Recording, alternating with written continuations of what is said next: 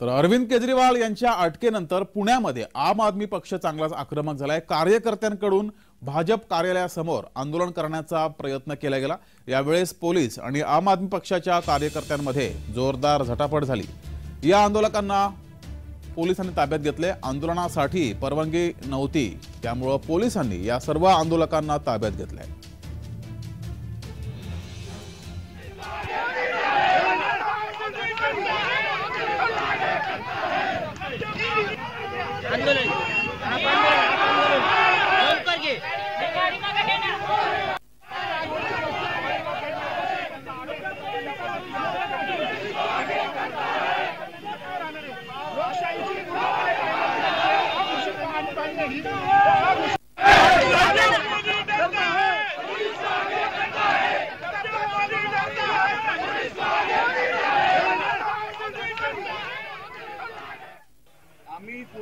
भगत सिंगांचे औलाद आहोत, वंशज आहोत, त्यामुळे आम्ही या पद्धतीच्या दडपशाला घाबरत नाही।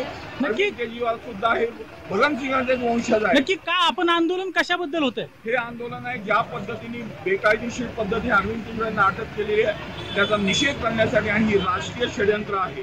बीजेपीचं राजकीय षडयंत्र आहे की लोकसभेच्या निवडणुकीमध्ये कुठल्या पद्धतीच्या प्रचारात उतरता येऊ नये यासाठी हे चाललेलं आहे।